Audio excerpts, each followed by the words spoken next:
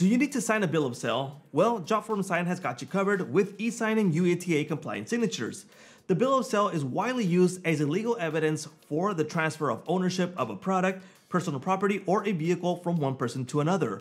All in all, a bill of sale refers to a document and legally recognized record of a transaction. So let me show you how to create a bill of sale online and get it signed.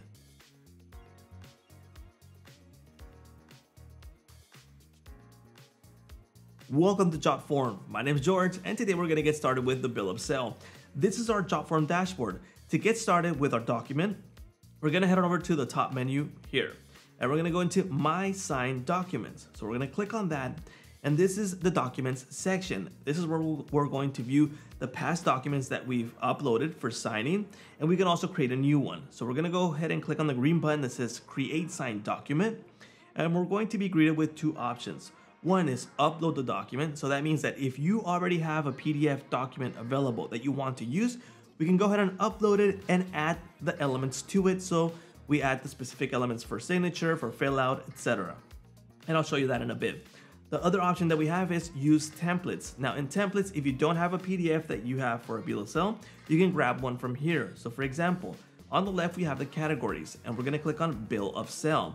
There's several bill of sale templates available. There's bill of sales by state or by specific use case. For example, there's horse bill of sale, tractor bill of sale, gun bill, mobile, general bill, etc., RV. So depending on the use case that you want to use, well, we can select one of these. So for example, if I want to use the RV bill of sale, I can go ahead and select it, preview it, and I can see this bill of sale template to see how it's going to flow. For example, these are the fields that this specific template has, and if we like it, we can go ahead and use this template. Let me go ahead and click on this one really quickly just to show you. Once you click use, it's going to open up the editor. And in this section, we have all the elements available that we can click. If we need to add new fields, we can go ahead and click on the plus button on the left, and we have all the fields available like name, email, date, signatures, etc. Or we can edit this template specifically. For example, if you want to add a page to this template that we already grabbed, we can scroll down here and we can add a new page. So it page breaks, and we can add more elements to this. So it's really useful in that case. Now let's go ahead and discard this. Let's go back into our Jotform Sign, and now we're going to upload our own PDF document of bill of sale. So let's go ahead and create signed document, upload a document. Let's go ahead and upload the one that I have here on my computer, and this one is a California Firearm bill of sale. So now that it's uploaded, we're going to create signable document. So if you already have a PDF that you want to use, you can do so just like this. Now, there's a really cool feature on Jotform Sign, which is detect fields automatically. Now, instead of dragging these one by one inside of here, I can use detect fields. Now, this is going to read the document and find where those fields are going to go. This, on most cases, it's going to add most of the fields for you. So you have to check it out, see if there's something missing, and if there is, you can go ahead and add it. So for example, we have missing the signature fields right here. So just drag the field in here. There we go, here's one, and another signature. Okay, now something that you're going to notice is that all of these fields are blue. That means that they are assigned to the same person. We need to assign a second signer. In this case, we're going to scroll down here, and we're going to see that there's a buyer signature, and then there's the seller's signature. So in this case, we want to differentiate these. So for example, if I click on the element for seller signature, I click on it, and I'll click on this section, and I can assign it to me. Okay, so I'm the seller. This is my part. This is where I have to sign. The date is also assigned to me. The print name also assigned to me. Drivers and the state. Okay, so now I know that these field elements are for me, the seller, and the rest are for the buyer. Okay, now if I need to fill out something here, this is going to be assigned to me also, because I'm going to select the date, then I assign it to me. Now, a really cool feature that we also have is that you can preview the document, and this is really useful to make sure that the fields are correctly placed. So for example, by default, we are viewing all roles, but we can view signer 1, and we can view the elements that are assigned to signer 1, and we can make sure that everything's fine. Okay, we're good. We can also preview as me, in this case, the seller, and I can see that the elements are placed for me. So for example, the date is placed for me, and the signature and this section is placed for me. So I'm making sure that this is correct. I can also view phone view in case someone's going to sign it on their phone, tablet view, and the desktop, which we saw already. Let's go ahead and sign out of here. There we go. Now, once you have your document ready, your bill of sale is good to go, you have all the fields placed, and you don't need to add anything else. Well, we're gonna go into settings, and we have the options for the document title. We can change this if we like. Now, this was grabbed from the title of the uploaded PDF, but we can change it to whatever we want. There's also the email settings for the email subject and the email message. So when they receive the message, they have an extra message that might help them out, decide something, okay?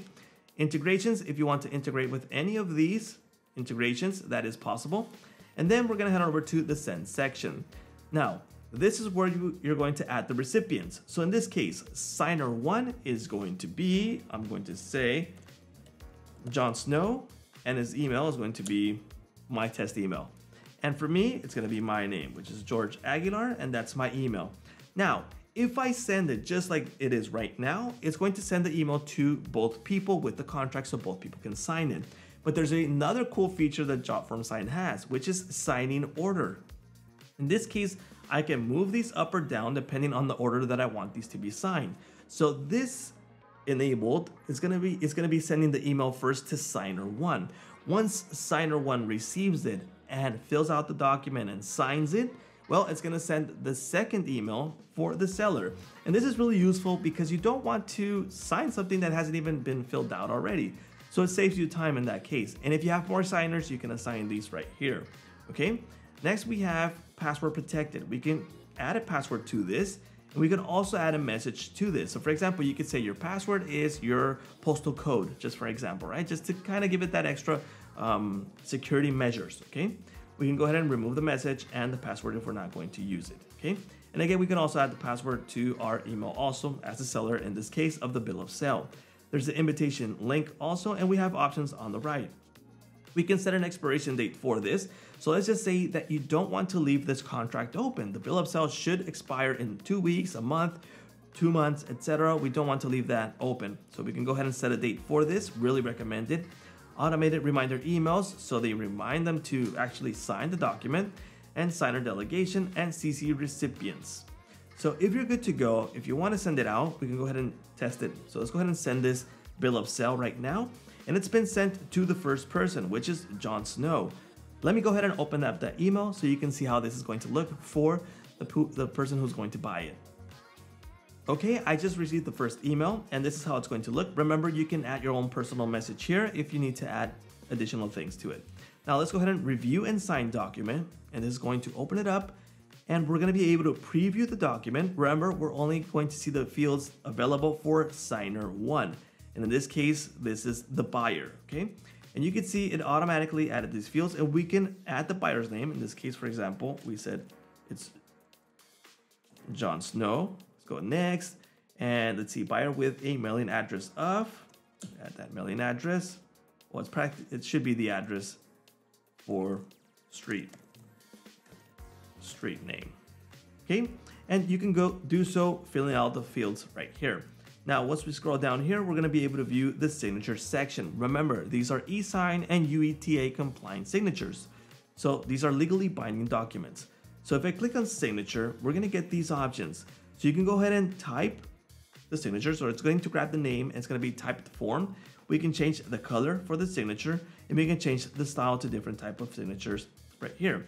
But if we don't want to do that, if we actually want to draw, which would be the best way, we have this open pad.